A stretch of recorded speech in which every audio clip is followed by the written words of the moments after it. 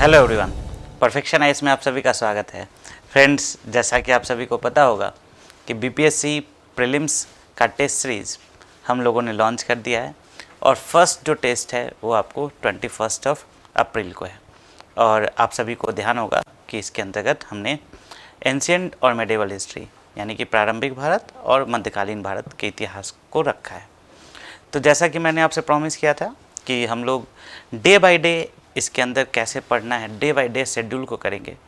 तो first of all पहले एक बात मैं आपको बता दूं कि अभी मैंने पहले भी कहा है कि अभी का जो समय है इसमें प्रीलिम्स और मेंस दोनों को आपको साथ में लेकर चलना है ना। प्रीलिम्स के भी प्रिपरेशन को बनाए रखना है और मेंस के भी प्रिपरेशन को, ठीक है। और मैं सारे टेस्ट से पहले आपको मैं पूरा एक शेड्यूल आपको प्रोवाइड कर दूंगा। टेस्ट होने के बाद आपको क्या करना है कि जो टेस्ट का सॉल्यूशन है उस पे आपको काफ़ी ज़्यादा फोकस करना है, ठीक है।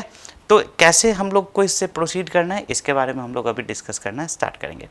पहली बात तो मैंने आपको कहा कि अभी भी आपको प्रीलिम्स और मेंस दोनों लेकर चलना है। एटलीस्ट 3 आवर्स का टाइम आप प्रीलिम्स के लिए दें और रेस्ट जो आपके स्टडी आवर्स हैं उसको आप लोग मेंस के लिए डेडिकेट करें। पढ़ना क्या है, आपको अपने क्लास नोट्स को पढ़ने हैं, ठीक है। आपने जहाँ से भी क्लासेज किया होगा उसके क्लास नोट्स को पढ़ने हैं और आपने बुक्स के अंदर जो मेन इंपॉर्टेंट पॉइंट्स अंडरलाइन किया होगा आप उन चीज़ों को देख सकते हैं। तो फर्स्ट ऑफ ऑल आप समझें कि एटलीस्ट 3 आवर्स आपको टाइम देना है। कहाँ पे? प्रीलिम्स के स्टडीज़ में, राइट। प्रीलिम्स के लिए अभी प्रीलिम्स को भी लेकर चलना है और मेंस को भी।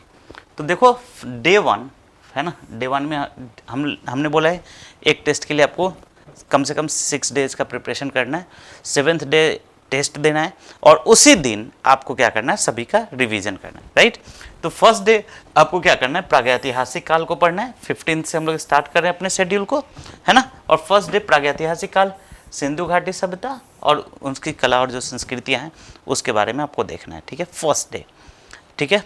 आपने जो भी नोट्स पढ़ा होगा आई होप कि वो 2 से 3 घंटे में, 3.5 घंटे में वो कवर अप हो जाएगा। जितने टाइम में हो जाए उसको कवर करके रखना है।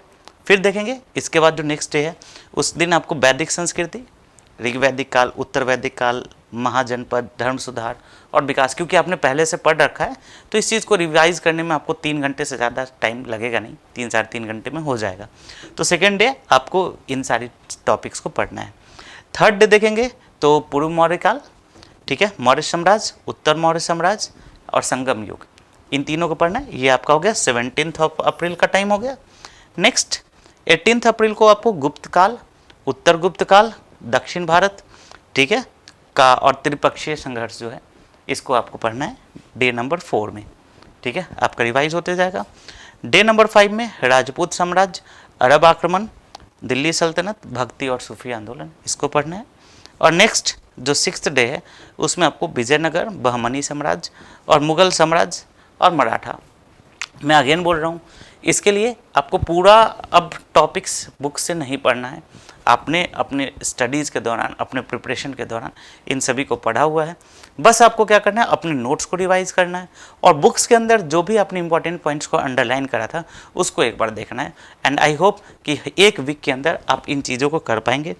इसके बाद आपका 21 को आपका टेस्ट होगा और उसी दिन, टेस्ट के दिन आपको क्या करना है, पूरे टेस्ट का जो पेपर है उसको सॉल्यूशन के साथ उसको रिवाइज करना है, ठीक है।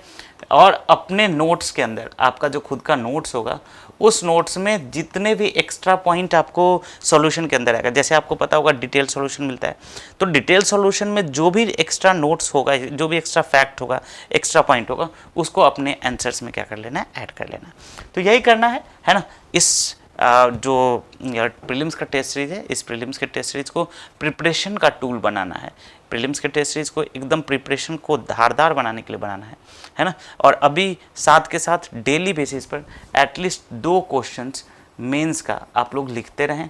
जो भी सब्जेक्ट आपने पढ़ लिया है उन सब्जेक्ट का एटलीस्ट 2 क्वेश्चंस आप लोग लिखते रहें, अपने फैकल्टीज से उसका फीडबैक लेते रहें, है ना। अपने क्लासेज में जो भी आपकी क्लासेज चले उसमें इसका फीडबैक लेते रहें।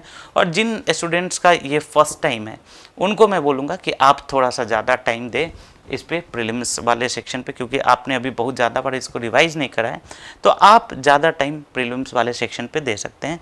ये जो मैंने स्टडी प्लान बताया था वो उन स्टूडेंट्स के लिए था जो दूसरी बार या तीसरी बार एग्ज़ाम दे रहे हैं, उनके लिए था, राइट। तो कुछ और डाउट्स आप लोग के रह गए थे कि सर ये क्या ऑनलाइन में होगा ऑफलाइन में होगा, तो मैं बता दूं कि जो 21 से टेस्ट सीरीज अपना स्टार्ट हो रहा है वो ऑनलाइन और ऑफलाइन दोनों ही माध्यम में हो रहा है, हिंदी माध्यम और इंग्लिश माध्यम दोनों में है। दोनों के अंदर इसका डिटेल सॉल्यूशन है। हमारे परफेक्शन आईएएस ऐप से आप इसको ऑनलाइन माध्यम में दे सकते हैं। मैं सजेस्ट करूंगा कि जो भी स्टूडेंट्स पटना या इसके आसपास के डिस्ट्रिक्ट्स में हैं, आप लोग ऑफलाइन दें, क्योंकि एक्चुअल पेपर भी ऑफलाइन होने वाला है। लेकिन जो दूर हैं, पटना के अलावा दिल्ली हमारे जो सेंटर्स हैं उस पर भी ये टेस्ट होगा। तो आप जो पटना और दिल्ली के आसपास के लोकेशंस में, आप सभी लोगों को मैं सजेस्ट करूंगा कि आप लोग ऑफलाइन दें, और दूसरे जो स्टूडेंट्स हैं जो कि नहीं आ सकते हैं वो लोग ऑनलाइन अपनी पूरी ईमानदारी और पूरी तन्मयता के साथ दें, पूरे तरीके से इस रूटीन को फॉलो करें। डेफिनेटली आपके सिलेक्शन के लिए ये कारगर साबित होगा। लेकिन साथ के साथ एक बात याद रखना है कि मेंस का प्रैक्टिस आपकी छूटनी नहीं चाहिए, राइट। समझ में आ रही बात। तो मेंस का डेली बेसिस पे 2 क्वेश्चंस लिखें, और ऐसा कोशिश करें कि एटलीस्ट कुछ दिनों के बाद जब 2 क्वेश्चंस लिखते जा रहे हैं तो 15 डेज में एटलीस्ट एक टेस्ट मेंस का लिखें।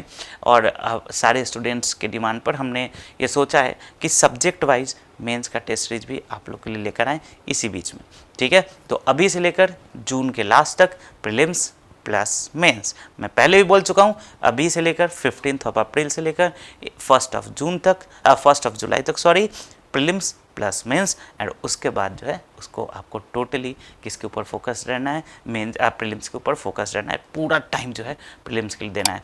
इस बार कुछ भी हो जाए सिलेक्शन होना चाहिए, कुछ भी हो जाए इस बार छोड़ना नहीं है ना। हम लोग ऐसे भी काफ़ी मेहनती किस्म के लोग हैं, हम लोग इस बार सिलेक्शन लेके रहेंगे।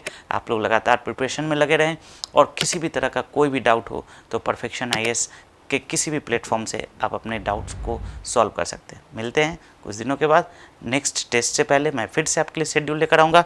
तब तक आप देख लो फिर से 15 को क्या करना है, 16, 17, 18, 19 और 20, ठीक है। क्लियर है सभी को? मिलते हैं, थैंक यू।